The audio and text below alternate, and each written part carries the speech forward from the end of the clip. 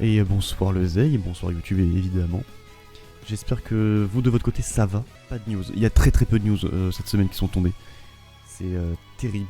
Commencer par les news TCG et on va commencer du coup avec Uria. On a du coup l'Altart dans sa version interdite. C'est-à-dire que tu pourras pas l'utiliser en duel. Mais il y a l'écriture des bêtes sacrées. Elle est toute rouge. Je présume que si on va avoir un Raviel et un Amon, ça sera les mêmes cartes en jaune et en bleu, comme ils ont fait avec les dieux égyptiens. Donc c'est une petite carte sympatoche à ajouter à la collecte, mais sans plus, ça reste Uria. Dans ces versions de l'anime, certes, ça reste Uria. En revanche, ce qui peut être pas mal, c'est la suite. La suite sont que des cartes promotionnelles. On a eu 4 cartes, il y aura 4 cartes ce soir sur lesquelles on va pouvoir débattre, en tout cas en TCG. Donc la première carte promotionnelle, c'est Pain de Pioche. Les 4 cartes promotionnelles d'ailleurs ont globalement sont de GX. Voilà.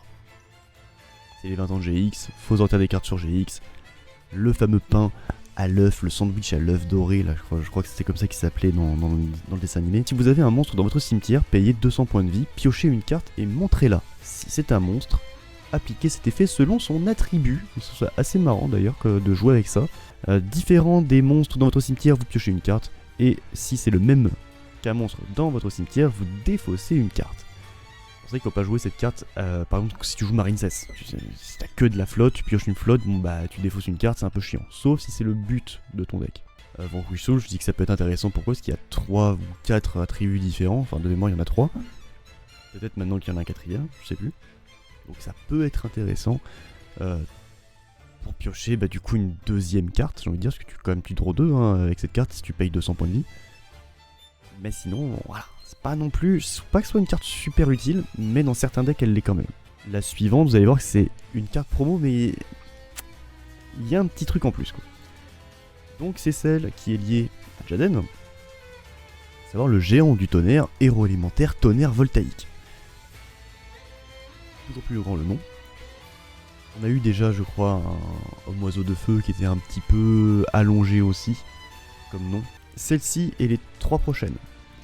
Ce seront une des 3 cartes, du coup, d'un pack promotionnel Duel Academia Selection, précommandable avec un code qui est inclus dans le magazine de juillet 2025. Donc, la carte promo précédente est celle de juillet 2025.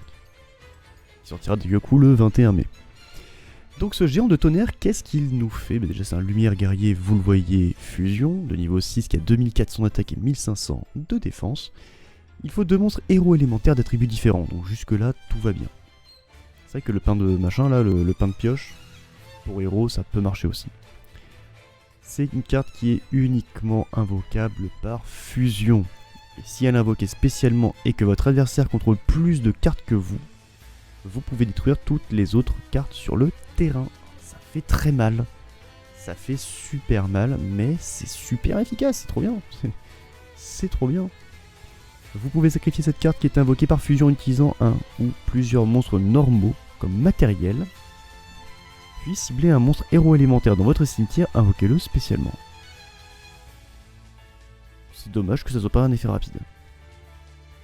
Sincèrement, c'est dommage que ce soit pas un effet rapide. Ok, t'as peut-être pas que des monstres normaux dans ton deck héros, je pense que t'en as quasiment pas, peut-être Neos. Mais si tu utilises Neos comme matos, tu peux le réinvoquer ou n'importe quel héros élémentaire au final. Donc à voir si le deuxième effet est réellement utile ou non dans les decks héros. Je ne joue pas du tout héros, donc s'il y a des joueurs héros, manifestez-vous. Dans les commentaires bien sûr, ou même ici dans le chat si vous voulez. Mais je trouve ça quand même terriblement dommage que l'effet de sacrifier cette carte pour reborn un héros, ça soit pas un effet rapide. Le dragon de l'eau légère, donc c'est le monstre de Bastien Misawa. C'est un monstre au serpent de mer de niveau 4, 1400 d'attaque et 1300 de défense pour le coup. Le nom de cette carte est toujours traité comme dragon de l'eau. Et ça c'est important. Ça c'est très important pour Bastien. Vous pouvez bannir cette carte que vous contrôlez, invoquer spécialement 3 monstres eau et ou vent. dinosaures de max niveau 5 depuis votre deck en position de défense, mais leurs effets sont annulés. Rien qu'avec cette carte, tu peux te faire un sacré truc. Hein. Tu peux te faire un sacré truc. Aussi, on ne peut pas invoquer spécialement, excepté des monstres dinosaures et serpents de mer. Ça c'est bien. Tu peux enchaîner sur tes petites Xyz, comme on a eu des Xyz là récemment, sympathiques. C'est uniquement depuis l'extra deck. Hein. J'ai oublié de le préciser, mais c'est uniquement depuis l'extra deck que tu peux invoquer des dinosaures et serpents de mer. Après, tu peux invoquer spécialement depuis la main ou le deck si tu veux. Y'a pas de soucis. Bon, oui, c'est assez rigolo. Voilà, c'est.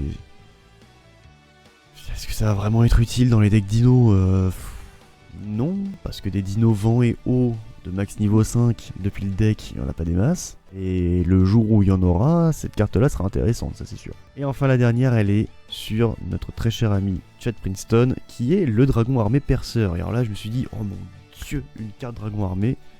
J'ai une énorme affinité avec ce monstre, donc voyons voir ce qu'il nous dit. J'ai été terriblement déçu. Donc le dragon armé perceur, c'est un monstre de vent, dragon de niveau 3, qui a 1100 d'attaque et 400 de défense pour le coup. Vous pouvez envoyer cette carte et un autre monstre vent depuis votre main au cimetière. Le reste de ce tour, tous les monstres vent dragon que vous contrôlez gagneront 300 points d'attaque. C'est pas fou dingo, mais ok. Vous pouvez bannir un nombre de votre choix de monstres dragons qui sont de minimum niveau 7 et ou vent depuis votre cimetière. Ajoutez un monstre dragon depuis le deck à la main d'un niveau égal au nombre de monstres bannis. Excepté lui-même. Bah je trouve ça pas dingue. Je trouve ça vraiment nul en fait comme effet. Je suis excessivement déçu de cette carte. Pour la rendre un peu meilleure, il faudrait dire que cette carte est toujours considérée comme étant dragon armé de niveau 3. Et là on est un peu mieux, tu vois. Là il y a un petit truc. Mais un peu déçu. Ah, c'était tout pour les cartes TCG. Alors on peut parler d'un petit truc.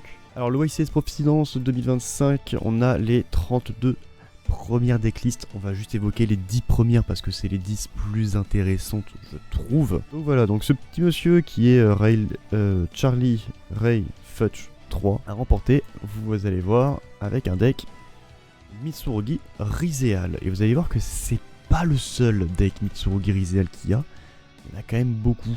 Le deuxième c'est, désolé pour la prononciation, Shen Pingshu qui a un deck Rizeal Finsmith. On sent que Rizeal ça va taper prochaine banlist, je pense. Ensuite on a Jim A. Mayorga qui nous joue un deck Mitsurugi. Again. Mais pur pour le coup. En quatrième on a Aditya Shirish Darap, pardon. Oh là là, désolé pour les prononciations. Qui nous joue un deck. Eh bien Malice Ignister. Et j'étais un petit peu surpris, je me suis dit comment ça Ignister ça vient de sortir. Évidemment. Donc ouais, apparemment ça fait des petits tops. Hein. Ça fait des petits tops. On a également George Lucas. C'est pas le mec qui a fait Star Wars. Hein. George Lucas Sacco en 5ème position qui nous a sorti un petit deck. Bah Malice Ignister aussi. Jeffrey Christian Fox en 6ème position qui nous jouait un deck Malice Ignister. Comme quoi ça marche plutôt bien. Gabriel Idris Braithwaite. Désolé de la prononciation encore une fois. Qui nous jouait